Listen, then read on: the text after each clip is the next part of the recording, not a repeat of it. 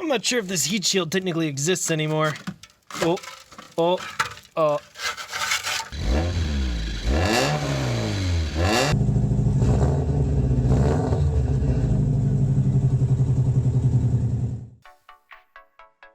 What's up, folks? I'm Aaron, and today on 802 Garage, we're going to talk about everything wrong with this, my $500 turbo car. It's a 1996 Nissan 200SX SER. It actually cost me $400 and it's not turbocharged, but I call it my $500 turbo car because it's going to be in the upcoming $500 turbo car challenge hosted by me and another channel, Wideband. If you want to know more about the challenge, please go check out the links in the description to my first video on it, as well as Wideband's intro, which is a really fun little edit. I'm going to do a full intro on this car soon, but for now, I wanted to show you that it has a few problems. You can probably notice some of them right away, like the hanging fog lights, or some rust patches, or the mismatched wheels, and it's going to take way too long to cover it like this. So let me just tell you, this car has this broken hanging fog light with excellent wiring, this other fog light which doesn't work, or I don't even know where the switch for it is, the factory fog lights which don't work either, nicely sun-damaged, cracked, and yellowing plastic headlights. Absolutely pristine clear coat. Faded paint pretty much everywhere on this car. A cracked front bumper with some requisite zip ties. Some more severe damage on the front bumper. Oh, and this rust spot on the fender. Oh, and this rust spot on the fender. Oh, and this rust spot on the rear fender. Oh, and this rust spot on the rear fender. Oh, and this rust spot on the other rear fender. Oh, and this patch on the rear fender. And we can't forget about this rust spot on the fender. Now, we've got side skirts on this side of the car. That's not a problem. This side, not so much. Oh, and while I'm over here, this hole in the rocker panel. The mismatched wheels and tires, I've got 3 like that, but only 1 steel wheel with a summer tire like this. This piece of trim is loose. Least of my worries. This sticker's definitely a problem. This sticker, also a problem. This hole in the rear bumper that used to be covered up by a sticker. Got a backup camera that doesn't work, more on that in a minute. This awesome AutoZone 2.0 turbo badge, which is currently a problem but won't be soon. The trunk lock doesn't work no matter how hard I try. Actually, the trunk won't open in general because the cable snapped. Also, while we're at it, we're missing the cover for the trunk release lever. This is also the lever to release the gas door, and that cable has also snapped. So, the gas filler door does not open. And not only that, but we're almost dead out of gas. That may be the easiest problem to fix, though, as soon as I get the gas filler door open. Well, now that we're inside the car anyways, let's look at the problems in here. But actually, first, let's go back outside for a second. You might notice that door shuts a little rough, and that's because, well, the hinges aren't exactly doing their full job anymore. Speaking of the hinges right here where they live, we've got this nice rust hole into the unibody of the car. Nissan, those crafty buggers, hit it right there from you. But we've got lots more to discuss in here. Starting with the door panel, we have this trim coming off. We are missing the driver's window button. There is a massive hole in the carpeting and sound deadening all the way down to the metal, and it's also wet there, which is not good. The cruise control button has a hole in it, but the cruise control actually does work. We're missing a few things here, but basically the radio, so I'll call that one problem. Amazingly, the AC does actually work. Moving down from there a little bit, we've got this, which isn't the problem itself, but the problem is that this is currently my key because there is half a key stuck in the ignition. You might notice while we're here that we are missing the entire windshield wiper stock. That's definitely a problem. That's actually here on the back seat with a piece of door trim, which I guess we can call a problem, and also part of the missing center console, which I guess I can add on as another problem too. Ooh, look, cup holders. I didn't know I had those. Oh. A little bit rusty. Should be fine. Well, we're back here. Mold on the rear seat belt and this cover for the seat. That's definitely a problem. We also have someone's old clothes. I can't believe I just touched that. Also a problem. And actually, why is this cover here? Let's see just how bad these rear seats are. Oh, not nearly as bad as I was expecting. There's a little hole in them though, so we'll call that a problem. This headlining has definitely seen better days. I am missing both of the sun visors, so I'm gonna call that 2 problems just for good measure.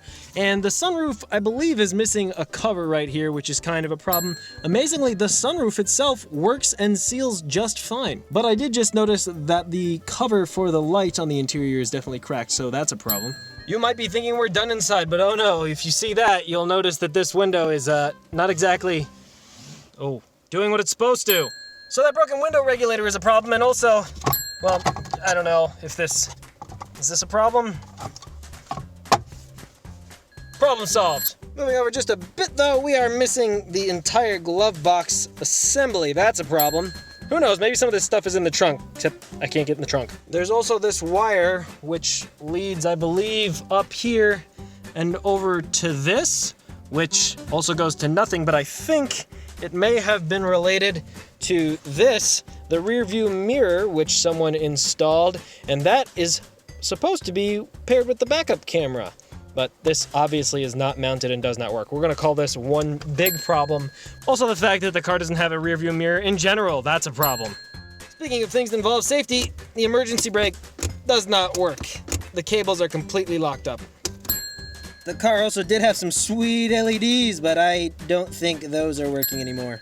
We can probably get back out of the car now. I think that might be most everything from the interior.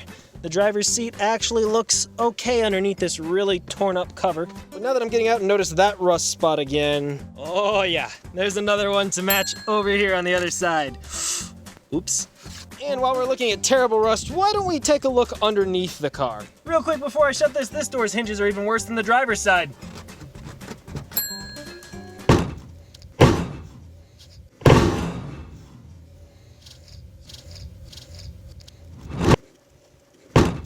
So going underneath, we have...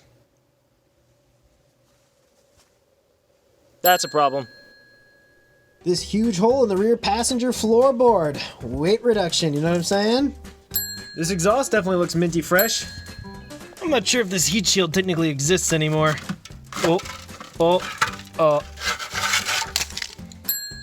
I think this front subframe has probably seen better days. The oil pan is just a little bit rusty, and don't worry, that's not actually oil, that's penetrating lube I sprayed on there to prevent more rust. An exhaust heat shield that used to be mounted here is missing.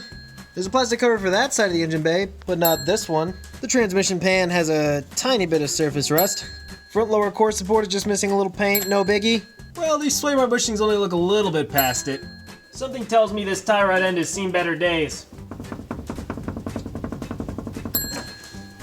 This inner tie rod boot is maybe just a little bit loose. Driver's side axle boot has a hole. And absolutely no grease left. Oh yeah, and this thing loves to click while the car is driving. Now that we've covered most of what's under the car, why don't we look under the hood? First thing you might notice, this doesn't seem to line up right, and I don't think this headlight's supposed to be this loose. I don't think this is supposed to be loose like this either. You also may remember from my first video on this car that we have a little hole in the hood, no big deal, and this trim is kind of fallen off. We'll just call that one problem. Moving on from those little things, you may notice this extremely rusty heat shield, which is only a problem right now because that's clearly going away for the turbo. And this is also very, very rusty and might start weeping soon. Moving on, although I got it to clamp down okay, this battery terminal connector is actually cracked right there.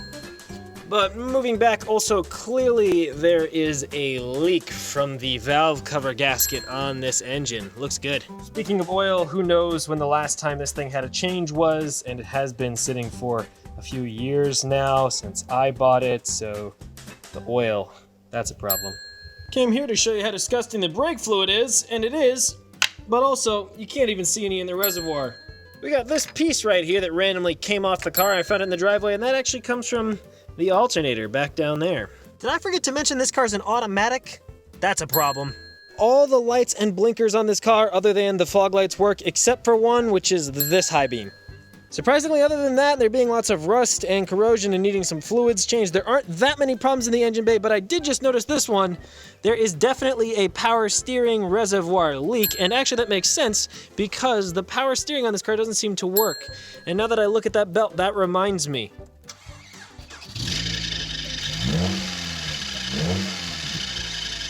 That dang belt won't stop squealing! So it needs a new belt.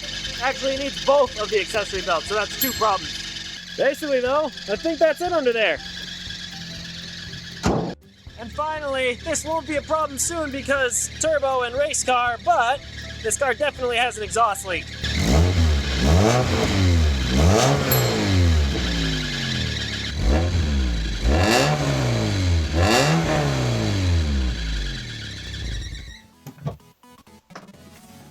And there you have it. That's everything wrong with my cheap little 90s reddish Nissan, although I did just notice a missing trim clip on the inside of the door there, but we won't even count that. If you think I missed something, which I'm almost certain that I missed several things, let me know down in the comments below.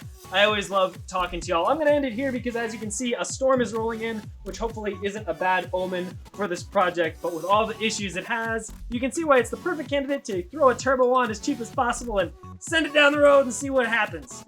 Thank you all very much for watching 802 Garage. Please like the video if you got some schadenfreude out of seeing everything wrong with this piece of junk. And subscribe if you want to see the $500 Turbo Car Challenge. I'll catch y'all very soon.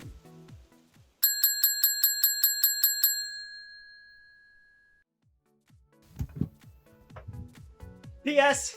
Save the Eclipse. Go check out Mr. Memo, aka Mr. GSX, and also check out the links to the other channels competing in the challenge, all in the description and pinned comment. And also go watch the intros to the challenge. Thanks, everybody.